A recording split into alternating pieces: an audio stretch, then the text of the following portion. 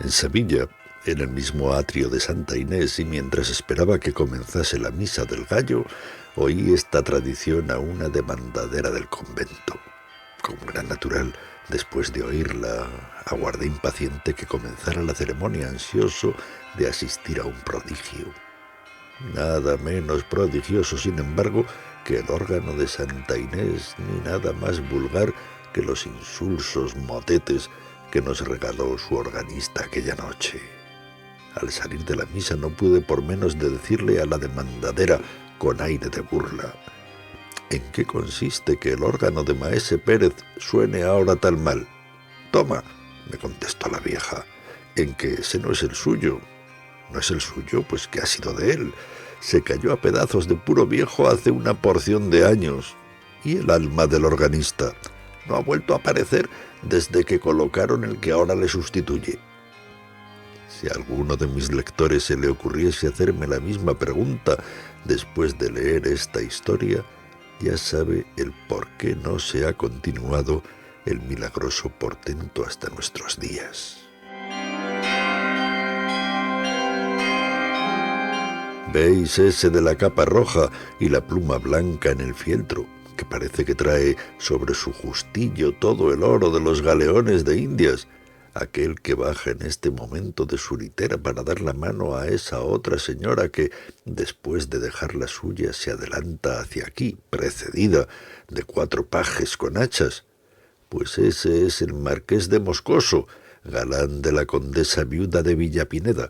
Se dice que antes de poner sus ojos sobre esta dama había pedido el matrimonio a la hija de un opulento señor, mas el padre de la doncella, de quien se murmura que es un poco avaro, pero calle, en hablando del ruin de Roma, cátale aquí que asoma. ¿Veis aquel que viene por debajo del arco de San Felipe, a pie, embozado en una capa oscura y precedido de un solo criado con una linterna? Ahora llega frente al retablo. ¿Reparasteis, al desembozarse para saludar a la imagen, la encomienda que brilla en su pecho? A no ser por ese noble distintivo, cualquiera le creería un lonjista de la calle de Culebras, pues ese es el padre en cuestión. Mirad cómo la gente del pueblo le abre paso y le saluda. Toda Sevilla le conoce por su colosal fortuna. Él solo tiene más ducados de oro en sus arcas que soldados mantiene nuestro señor el rey don Felipe, y con sus galeones podría formar una escuadra suficiente a resistir a la del gran turco. Mirad, mirad ese grupo de señores graves, esos son los caballeros 24. Hola, hola, también está el flamencote, a quien se dice que no han echado ya el guante los señores de la Cruz Verde, merced a su influjo con los magnates de Madrid. Este no viene a la iglesia más que a oír música. No, pues si Maese Pérez no le arranca con su órgano lágrimas como puños, bien se puede asegurar que no tiene su alma en su armario, sino friéndose en las calderas de Pedro Botero. Ay, vecina, malo, malo, presumo que vamos a tener jarana. Yo me refugio en la iglesia, pues por lo que veo aquí van a andar más de sobra los cintarazos que los paternoster. Mirad, mirad, las gentes del Duque de Alcalá doblan la esquina de la plaza de San Pedro y por el callejón de las Dueñas se me figura que he columbrado a las de Medina Sidonia. ¿No os dije? Ya se han visto, ya se detienen unos y otros sin pasar de sus puestos. Los grupos se disuelven, los ministriles, a quienes en estas ocasiones apalean amigos y enemigos, se retiran. Hasta el señor asistente con su vara y todo se refugia en el atrio, y luego dicen que hay justicia. Para los pobres... Vamos, vamos, ya brillan los broqueles en la oscuridad. Nuestro Señor del gran poder nos asista, ya comienzan los golpes. Vecina, vecina, aquí, antes que cierren las puertas. Pero calle, ¿qué es eso? Aún no han comenzado cuando lo dejan. ¿Qué resplandor es aquel? Hachas encendidas, literas. Es el señor arzobispo. La Virgen Santísima del Amparo, a quien invocaba ahora mismo con el pensamiento, lo trae en mi ayuda. Ay, si nadie sabe lo que yo debo a esta señora. Con cuánta usura me paga las candelillas que le enciendo los sábados. Vedlo, qué hermosote está con sus hábitos morados y su birrete rojo. Dios le conserve en su silla tantos siglos como yo deseo de vida para mí. Si no fuera por él, media Sevilla hubiera ya ardido con estas disensiones de los duques. Vedlos, los hipocritones, cómo se acercan ambos a la litera del prelado para besarle el anillo, cómo le siguen y le acompañan, confundiéndose con sus familiares. ¿Quién diría que esos dos que parecen tan amigos, si dentro de media hora se encuentran en una calle oscura, es decir, ellos, líbreme Dios de creerlos cobardes, buena muestra han dado de sí peleando en algunas ocasiones contra los enemigos de nuestro Señor? Pero es la verdad que si se buscaran con ganas de encontrarse, se encontrarían, poniendo fin de una vez a estas continuas reyertas, en las cuales los que verdaderamente baten el cobre de firme son sus deudos, sus allegados y su servidumbre. Pero vamos, vecina, vamos a la iglesia, antes que se ponga de bote en bote, que algunas noches como esta suele llenarse de modo que no cabe ni un grano de trigo. Buena ganga tienen las monjas con su organista. ¿Cuándo se ha visto el convento tan favorecido como ahora? De las otras comunidades puedo decir que le han hecho a Maese Pérez proposiciones magníficas. ¿Verdad? Que nada tiene de extraño, pues hasta el señor arzobispo le ha ofrecido montes de oro por llevarle a la catedral, pero él nada.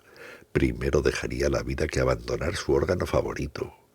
¿No conocéis a Maese Pérez? Verdad es que sois nuevas en el barrio.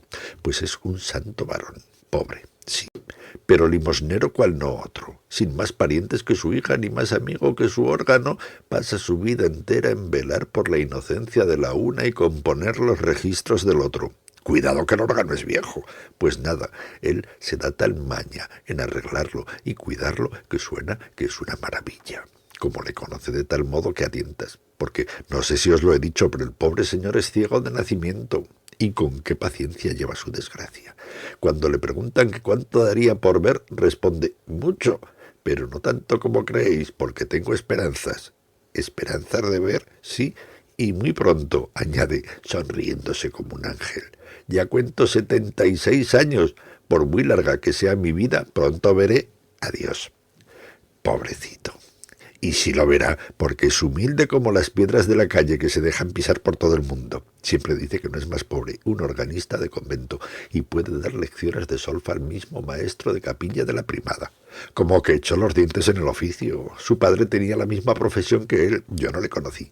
Pero mi señora madre, que santa gloria haya, dice que le llevaba siempre al órgano consigo para darle a los fuelles. Luego, el muchacho mostró tales disposiciones que, como era natural, a la muerte de su padre heredó el cargo. ¿Y qué manos tiene? Dios se las bendiga. Merecía que se las llevaran a la calle de chicharreros y se las engarzasen en oro. Siempre toca bien, siempre. Pero en semejante noche como esta es un prodigio. Él tiene una gran devoción por esta ceremonia de la misa del gallo, y cuando levantan la sagrada forma al punto y hora de las 12, que es cuando vino al mundo nuestro Señor Jesucristo, las voces de su órgano son voces de ángeles. En fin, ¿para qué tengo que ponderarle lo que esta noche oirá? Baste el ver cómo todo lo más florido de Sevilla, hasta el mismo señor arzobispo, vienen a un humilde convento para escucharle. Y no se crea que solo la gente sabida y a la que se le alcanza esto de la solfa conocen su mérito, sino que hasta el populacho. Todas esas bandadas que veis llegar con teas encendidas, entonando villancicos con gritos desaforados al compás de los panderos, las sonajas y las zambombas contra su costumbre, que es la de alborotar las iglesias, callan como muertos cuando pone Maese Pérez las manos en el órgano. Y cuando alzan no se siente una mosca, pues de todos los ojos caen lagrimones tamaños, y al concluir se oye como un suspiro inmenso, que no es otra cosa que la respiración de los circunstantes contenida mientras dura la música. Pero vamos, ya han dejado de tocar las campanas y va a comenzar la misa, vamos adentro. Para todo el mundo es esta noche Nochebuena, pero para nadie mejor que para nosotros. Esto diciendo, la buena mujer, que había servido de cicerone a su vecina, atravesó el atrio del convento de Santa Inés y, codazo en este, empujón en aquel, se internó en el templo, perdiéndose entre la muchedumbre que se agolpaba en la puerta.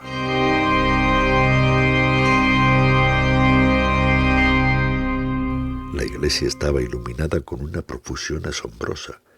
El torrente de luz que se desprendía de los altares para llenar sus ámbitos chispeaba en los ricos joyeles de las damas que, arrodillándose sobre los cojines de terciopelo que tendían los pajes y tomando el libro de oraciones de mano de las dueñas, vinieron a formar un brillante círculo alrededor de la verja del presbiterio.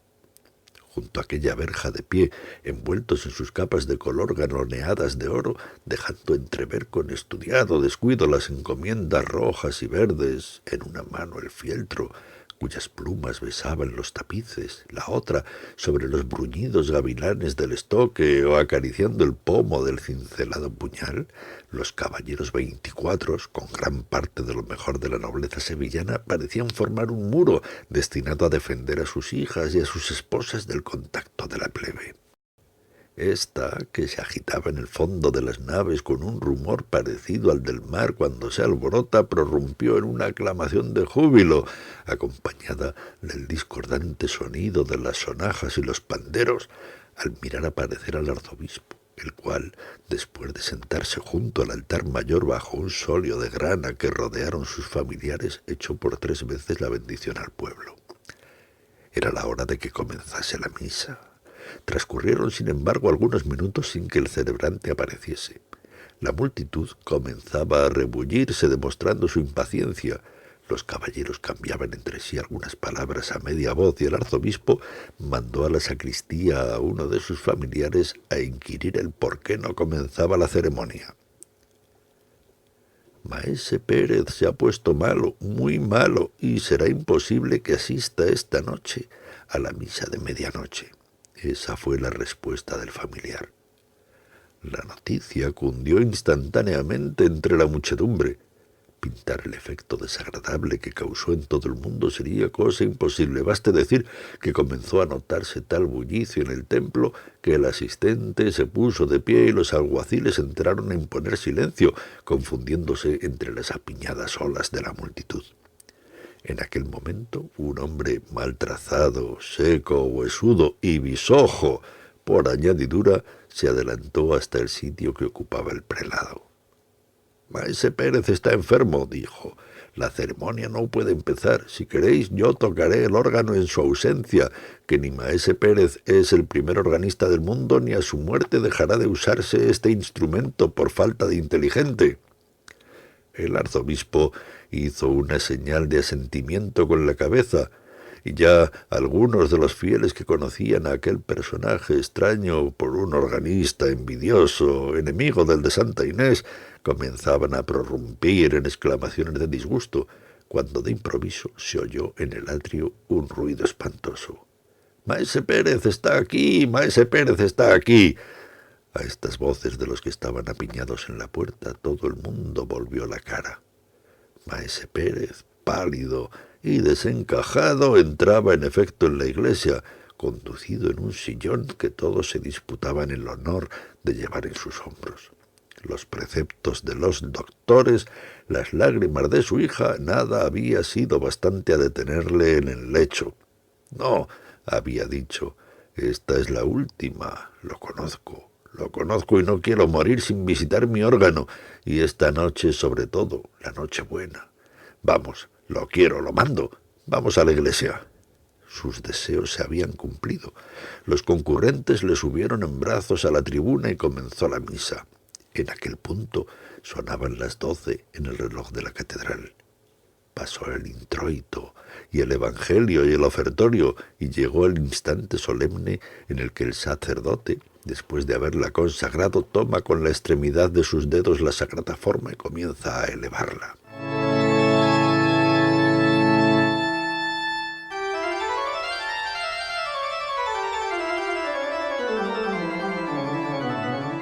Una nube de incienso que se desenvolvía en ondas azuladas llenó el ámbito de la iglesia. Las campanillas repicaron con un sonido vibrante y Maese Pérez puso sus crispadas manos sobre las teclas del órgano. Las 100 voces de sus tubos de metal resonaron en un acorde majestuoso y prolongado que se perdió poco a poco, como si una ráfaga de aire hubiese arrebatado sus últimos ecos. A este primer acorde, que parecía una voz que se elevaba desde la tierra al cielo, respondió otro, lejano y suave, que fue creciendo, creciendo, hasta convertirse en un torrente de atronadora armonía. Era la voz de los ángeles que, atravesando los espacios, llegaba al mundo. Después comenzaron a oírse como unos himnos distantes que entonaban las jerarquías de serafines, 1000 himnos a la vez, que al confundirse formaban uno solo, que, no obstante, era no más el acompañamiento de una extraña melodía que parecía flotar sobre aquel océano de misteriosos ecos, como un jirón de niebla sobre las olas del mar. Luego fueron perdiéndose unos cantos, después otros. La combinación se simplificaba, ya no eran más que dos voces cuyos ecos se confundían entre sí. Luego quedó una aislada, sosteniendo una nota brillante como un hilo de luz. El sacerdote inclinó la frente y por encima de su cabeza cana y como a través de una gasa azul que fingía el humo del incienso, apareció la hostia a los ojos de los fieles. En aquel instante la nota que maese Pérez sostenía trinando se abrió y una explosión de armonía gigante estremeció la iglesia, en cuyos ángulos zumbaba el aire comprimido y cuyos vidrios de colores se estremecían en sus angostos ajimeces. De cada una de las notas que formaban aquel magnífico acorde se desarrolló un tema, y unos cerca, otros lejos, estos brillantes, aquellos sordos, diríase que las aguas y los pájaros, las brisas y las frondas, los hombres y los ángeles, la tierra y los cielos cantaban cada cual en su idioma un himno al nacimiento del Salvador. La multitud escuchaba atónica y suspendida. En todos los ojos había una lágrima, en todos los espíritus un profundo recogimiento. El sacerdote que oficiaba sentía temblar sus manos porque aquel que levantaba en ellas, aquel a quien saludaban hombres y arcángeles, era su Dios. Era su Dios y le parecía haber visto abrirse los cielos y transfigurarse la hostia. El órgano proseguía sonando, pero sus voces se apagaban gradualmente como una voz que se pierde de eco en eco y se aleja y se debilita al alejarse, cuando de pronto sonó un grito en la tribuna, un grito desgarrador, agudo, un grito de mujer. El órgano exhaló un sonido discorde y extraño, semejante a un sollozo, y quedó mudo. La multitud se agolpó a la escalera de la tribuna, hacia la que, arrancados de su éxtasis religioso, volvieron la mirada con ansiedad todos los fieles. ¿Qué ha sucedido? ¿Qué pasa?, se decían unos a otros y nadie sabía responder, y todos se empeñaban en adivinarlo, y crecía la confusión y el alboroto comenzaba a subir de punto, amenazando turbar el orden y el recogimiento propios de la iglesia. ¿Qué ha sido eso?, preguntaban las damas al asistente, que precedido de los ministriles fue uno de los primeros en subir a la tribuna y que, pálido y con muestras de profundo pesar, se dirigía al puesto en donde le esperaba el arzobispo, ansioso, como todos, por saber la causa de aquel desorden. ¿Qué hay? Que maese Pérez acaba de morir.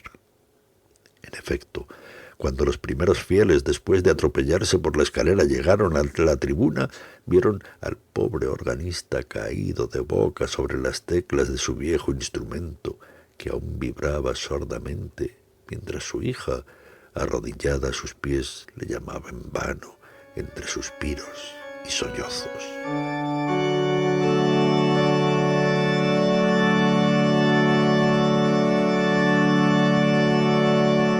Buenas noches, mi señora doña Baltasara. También Usarced viene esta noche a la misa del gallo. Por mi parte tenía hecha intención de irla a oír a la parroquia, pero lo que sucede... ¿Dónde va Vicente? ¿Dónde va la gente?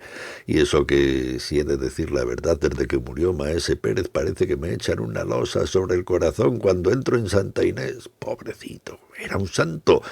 Yo de mí sé decir que conservo un pedazo de su jubón como una reliquia, y lo merece, pues en Dios y en mi ánima que si el señor arzobispo tomara mano en ello, es seguro que nuestros nietos le verían en los altares. Mas ¿cómo ha de ser? A muertos y a idos no hay amigos. Ahora lo que prima es la novedad. Ya me entiende Usarced. ¿Qué? ¿No sabe nada de lo que pasa? ¿Verdad que nosotras nos parecemos en eso, de nuestra casita a la iglesia y de la iglesia a nuestra casita, sin cuidarnos de lo que se dice o dejarse de decir? Solo que yo, así, al vuelo, una palabra de acá, otra de acullá, sin ganas de enterarme siquiera, suelo estar al corriente de algunas novedades. Pues sí, señor, parece cosa hecha que el organista de San Román, aquel bisojo que siempre está echando pestes de los otros organistas, perdulariote, que más parece jifero de la Puerta de la Carne que maestro de solfa, va a tocar esta Nochebuena en lugar de Maese Pérez. Ya sabrá Usarced, porque esto lo ha sabido todo el mundo, y es cosa pública en Sevilla, que nadie quería comprometerse a hacerlo, ni aun su hija, que es profesora, y después de la muerte de su padre entró en el convento de novicia. Y era natural. Acostumbrados a oír aquellas maravillas, cualquier otra cosa había de parecernos mala, por más que quisieran evitarse las comparaciones. Pues cuando ya la comunidad había decidido que en honor del difunto y como muestra de respeto a su memoria permanecería callado el órgano en esta noche, hete aquí que se presenta nuestro hombre diciendo que él se atreve a tocarlo. No hay nada más atrevido que la ignorancia. Cierto que la culpa no es suya, sino de los que le consienten esta profanación, pero así va el mundo. Y digo, no es cosa, la gente que acude. Cualquiera diría que nada ha cambiado desde un año a otro. Los mismos personajes, el mismo lujo, los mismos empellones en la puerta, la misma animación en el atrio, la misma multitud en el templo. Ay, si levantara la cabeza el muerto. Se volvía a morir por no oír su órgano tocado por manos semejantes. Lo que tiene que, si es verdad lo que me han dicho las gentes del barrio, le preparan una buena al intruso. Cuando llegue el momento de poner la mano sobre las teclas va a comenzar una algarabía de sonajas, panderos y zambombas que no hay más que oír. Pero calle, ya entra en la iglesia el héroe de la función. Jesús, qué ropilla de colorines, qué gorguera de cañutos, qué aire de personaje. Vamos, vamos, que ya hace rato que llegó el arzobispo y va a comenzar la misa. Vamos, que me parece que esta noche va a darnos que contar para muchos días. Esto diciendo la buena mujer que ya conocen nuestros lectores por sus exabruptos de locuacidad, penetró en Santa Inés, abriéndose, según costumbre, un camino entre la multitud a fuerza de empellones y codazos. Ya se había dado principio a la ceremonia. El templo estaba tan brillante como el año anterior. El nuevo organista, después de atravesar por el medio de los fieles que ocupaban las naves para ir a besar el anillo del prelado, había subido a la tribuna, donde tocaba uno tras otro los registros del órgano con una gravedad tan afectada como ridícula. Entre la gente menuda que se apiñaba a los pies de la iglesia se oía un rumor sordo y confuso, cierto presagio de que la tempestad comenzaba a fraguarse y no tardaría mucho en dejarse sentir. «Es un truán que por no hacer nada bien ni aun mira a derechas», decían los otros. «Es un ignorantón que después de haber puesto el órgano de su parroquia peor que una carraca, viene a profanar el de Maese Pérez», decían los otros.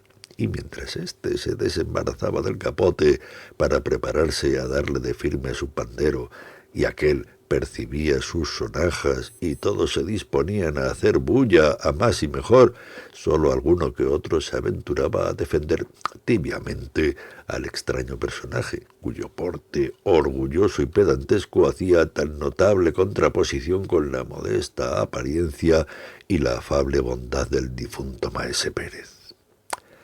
Al fin llegó el esperado momento. El momento solemne en que el sacerdote, después de inclinarse y murmurar algunas palabras santas, tomó la hostia en sus manos. Las campanillas repicaron, semejando su repique a una lluvia de notas de cristal. Se elevaron las diáfanas ondas de incienso y sonó el órgano. Una estruendosa algarabía llenó los ámbitos de la iglesia en aquel instante y ahogó su primer acorde. Zampoñas, gaitas, sonajas, panderos, todos los instrumentos del populacho alzaron sus discordantes voces a la vez. Pero la confusión y el estrépito solo duró algunos segundos. Todos, a la vez, como habían comenzado, enmudecieron de pronto.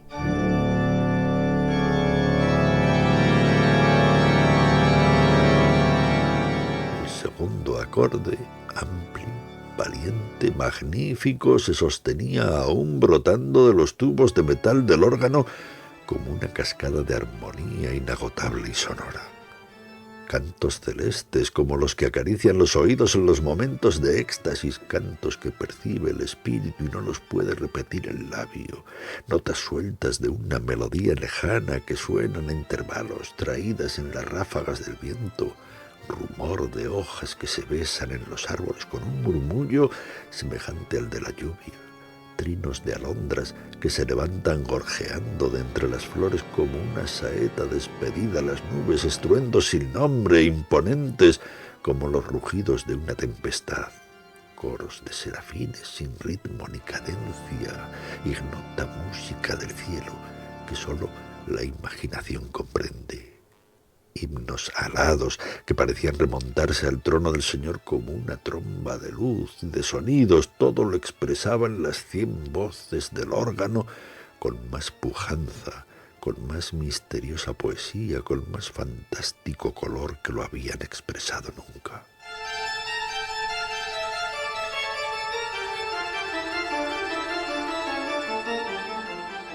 Cuando el organista bajó de la tribuna, la muchedumbre que se agolpó a la escalera fue tanta y tanto su afán por verle y admirarle que el asistente, temiendo no sin razón que le ahogaran entre todos, mandó a algunos de sus ministriles para que vara en mano lo fueran abriendo camino hasta llegar al altar mayor, donde el prelado le esperaba.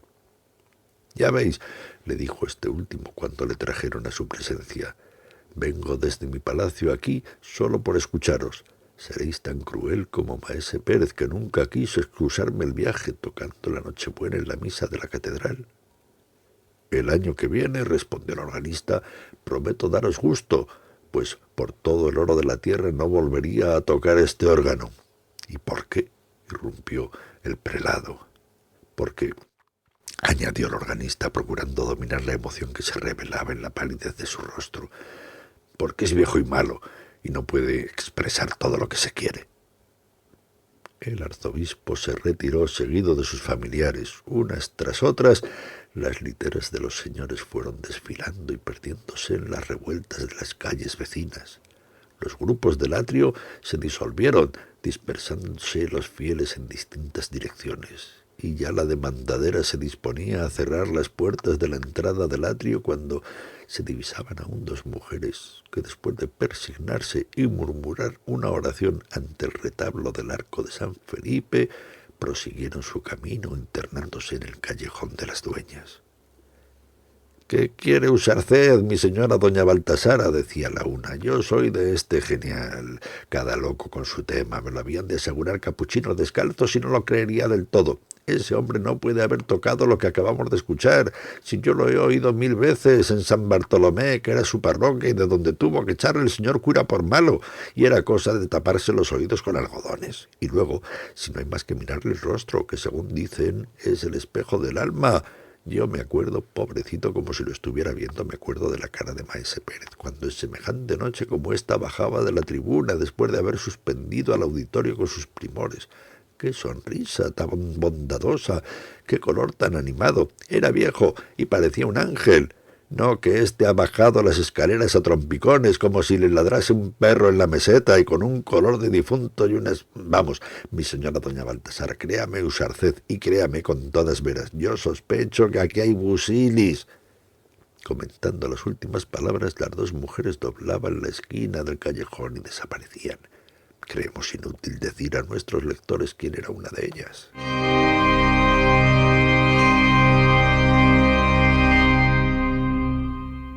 Había transcurrido un año más. La abadesa del convento de Santa Inés y la hija de Maese Pérez hablaban en voz baja, medio ocultas entre las sombras del coro de la iglesia.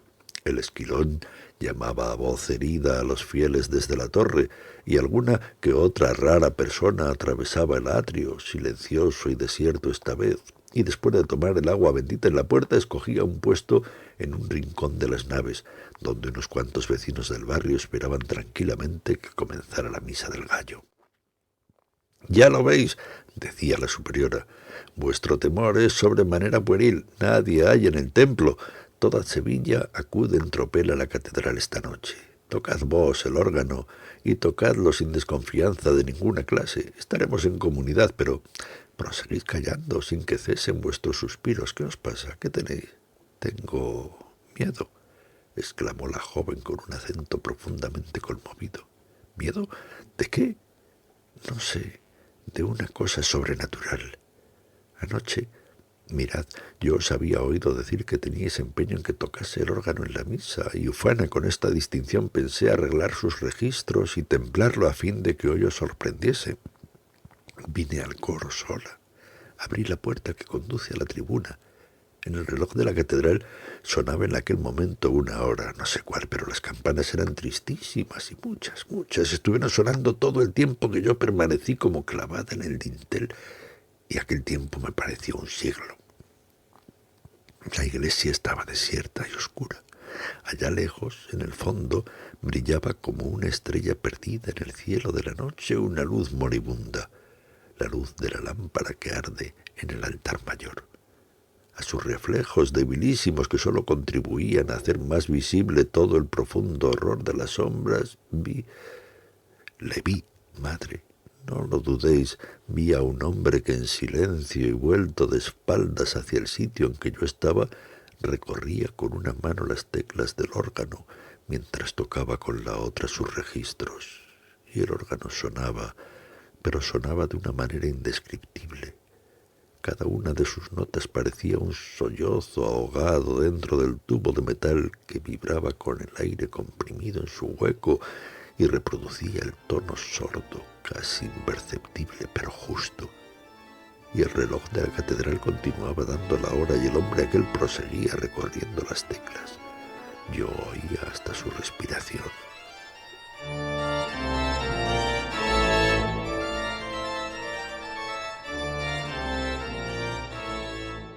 El horror había helado la sangre de mis venas. Sentía en mi cuerpo como un frío glacial y en mis sienes fuego. Entonces quise gritar, pero no pude. El hombre aquel había vuelto la cara y me había mirado. Digo mal, no me había mirado porque era ciego. Era mi padre. Ah, hermana, desechad esas fantasías con que el enemigo malo procura turbar las imaginaciones débiles. Rezad un paternoster y un ave María al arcángel San Miguel, jefe de las milicias celestiales, para que os asista contra los malos espíritus. Llevad al cuello un escapulario tocado en la reliquia de San Pacomio, abogado contra las tentaciones, y marchad. Marchad a ocupar la tribuna del órgano. La misa va a comenzar y ya esperan con impaciencia los fieles. Vuestro Padre está en el cielo, y desde allí, antes que daros sustos, bajará a inspirar a su hija en esta ceremonia solemne, para el objeto de tan especial devoción. La priora fue a ocupar su sillón en el coro en medio de la comunidad. La hija de Maese Pérez abrió con mano temblorosa la puerta de la tribuna para sentarse en el banquillo del órgano y comenzó la misa. Comenzó la misa y prosiguió sin que ocurriese nada de notable hasta que llegó la consagración. En aquel momento sonó el órgano, y al mismo tiempo que el órgano, un grito de la hija de Maese Pérez, la superiora. Las monjas y algunos de los fieles corrieron a la tribuna. «Miradle, miradle», decía la joven fijando sus descajados ojos en el banquillo de donde se había levantado asombrada para agarrarse con sus manos convulsas al barandal de la tribuna. Todo el mundo fijó sus miradas en aquel punto. El órgano estaba solo, y no obstante el órgano seguía sonando, sonando como solo los arcángeles podrían imitarlo en sus raptos de místico alborozo.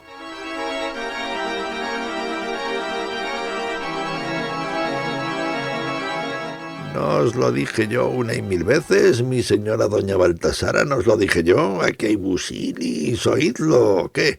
¿No estuvisteis anoche en la misa del gallo? Pero en fin, ya sabréis lo que pasó en toda Sevilla, no se habla de otra cosa. El señor arzobispo está hecho y con razón una furia. Haber dejado de asistir a Santa Inés, no haber podido presenciar el portento. ¿Y para qué? Para oír una cencerrada, porque personas que lo oyeron dicen que lo que hizo el dichoso organista de San Bartolomé en la catedral no fue otra cosa si lo decía yo. Eso no puede haberlo tocado el bisojo. Mentira, aquí hay busilis. Y el busilis era, en efecto, El alma de Maese Pérez.